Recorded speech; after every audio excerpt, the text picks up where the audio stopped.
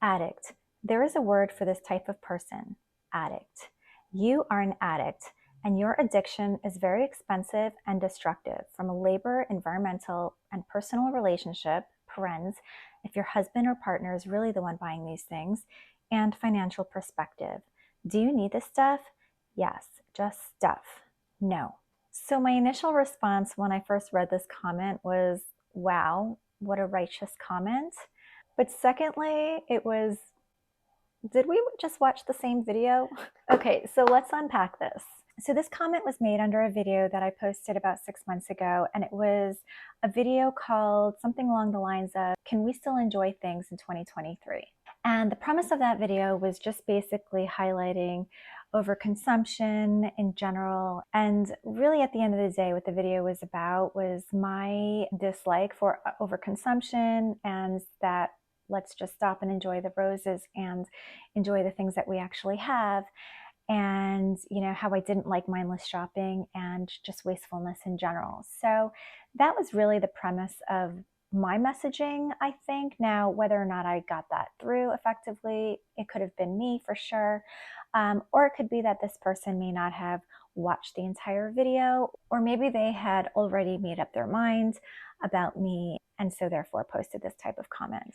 I guess what I'm trying to say is that what's so funny and ironic and ignorant and just entirely wrong about this person's comment is that I have always respected money. And I've really debated about making a video on this type of comments or just judgments in general. So I'm not here to, do a response video or anything like that. It's really just a reflection. It's not uncommon to receive these kinds of comments that are very judgmental and, quite frankly, I think just sound very righteous. So I'd be curious to see what kind of life they lead, and I really just wanted to reflect on this and to really have the opportunity to open up a little bit more about myself, because trust me when I say I'm a very, very private person, and so it's really hard for me to open up, especially on the internet. So it took me a really long time just to share my name.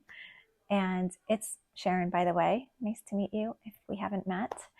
And I really wanted to just share a tiny sliver about my upbringing.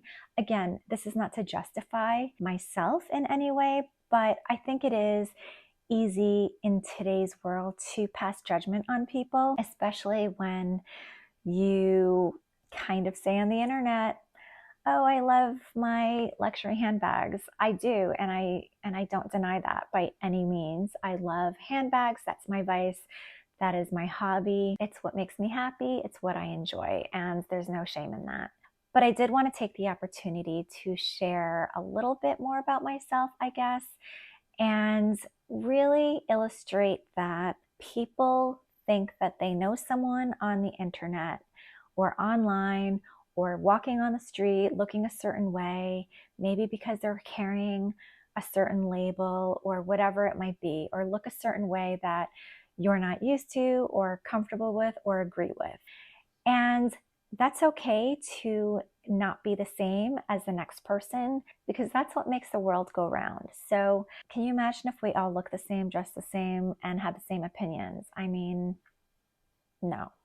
First off, I want to say that I think sometimes there's this tendency for people to share stories about themselves and really try to make it almost like this unsaid competition of like, who grew up the hardest and who is the most hard done by. And trust me when I say this is not at all what this is about. Like, for me, it is not about that at all. It's really just me sharing personal facts. That's all it is. And trust me when I say my story is very common and not that special, in the sense that it's shared amongst so many people, in the sense that I have the classic immigrant family story. So my parents were born and raised in South Korea, and they moved to America in the mid-1970s. And then I was born. So most of my childhood, I grew up in Queens in a one-bedroom apartment for the four of us. And I remember my parents' bed was right next to the kitchen table because it was such a small, tiny apartment. And it was a roach-infested apartment. And looking back on that now, I'm like, wow, that was pretty gross. But back then, when you're a kid and that's the environment you grew up in, that's all you know. You don't know any better. You don't know anything different. You just know what you know. And so you just live with it and you don't complain about it because that's just life. But it really was like, you turn on the kitchen lights at night and the roaches scatter. And you just knew that's how it was, or you're smushing roaches all the time. When my parents came to America, they had no money, they had no job, and of course, there were language barriers. And so it was very difficult for them to get by. I've always known and heard that when my dad first moved to America, his first job was working at Dunkin' Donuts and working like crazy early morning hours. And what's so crazy and made it so real for me was when my father passed away last year and we were going through his things, we found his training manual from the 1970s from Dunkin' Donuts on how to make donuts.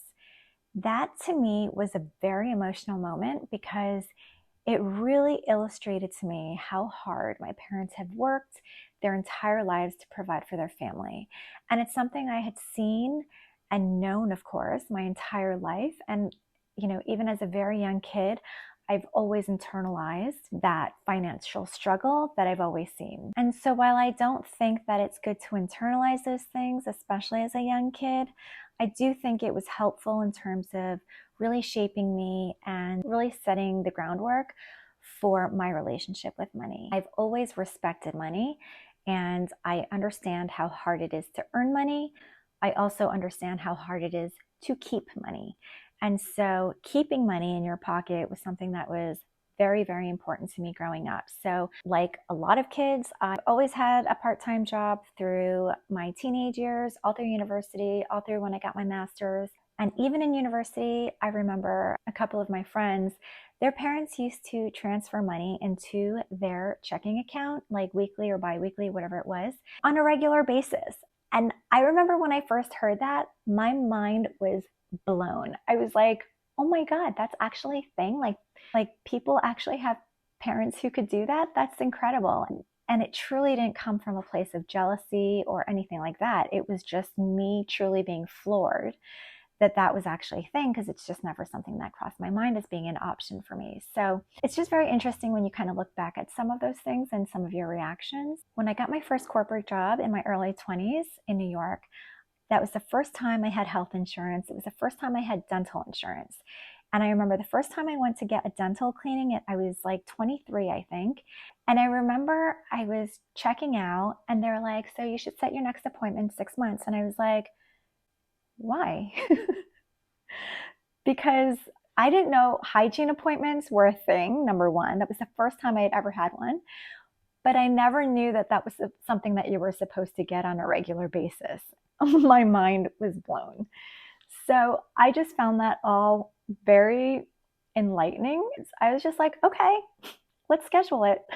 Now, all of these experiences that we have individually obviously shape our opinions and perspectives on things and how we do things. And for me, as a result, fortunately, I've had a pretty healthy relationship with money. So I've never learned how to budget money. No one's ever explained it to me, but I've always understood the concept of don't spend more than you actually have. And so I've always lived by that. And as a result of that, I have never paid a penny of credit card interest since I was 18 when I got my first credit card. So I'm not entirely sure where I'm going with this, but I guess I just really wanted to take the opportunity to share just a tiny bit more about myself and open up a tiny, tiny bit, but also shed a little bit more color on judgments, because you don't know a person's background, you don't know what people have gone through, you don't know how people have lived. And of course, it's not fair to make judgments, but I understand that we all do as humans, and that's something that will probably always continue to happen. But in a world where we live in such a divisive place today, I just think that perhaps we can be a little bit more careful in terms of the types of judgment we pass, especially when it comes to things like, oh, well, she likes her handbags. Okay, I like handbags, but I'm not one-dimensional, and neither is anyone else. And so there's just so much more to me and to everyone else than their love for something that's perceived as being very superficial. One thing that I've learned in the last couple of years was coming from a place of curiosity rather than making these assumptions and judgments. And initially, that whole question of coming from a place of curiosity was honestly because, I would jump down my kid's throat and be like, did you do this? And you'd make these certain assumptions. But the same thing applies in real life with everything else, which is just come from a place of curiosity. And I really do try to come from that place rather than coming from a place of judgment and assumptions, because it's so easy to do that. So maybe before you pass judgment on someone, and then especially put it out on the internet and share more negativity in this world, then maybe just sort of think twice and come from a place of curiosity. And maybe just ask yourself, is this an assumption I'm making? Because the truth is, no one really knows another person unless you actually do know that person.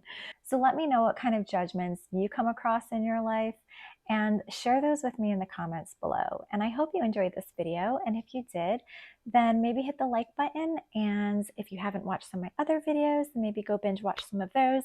And I will see you next time.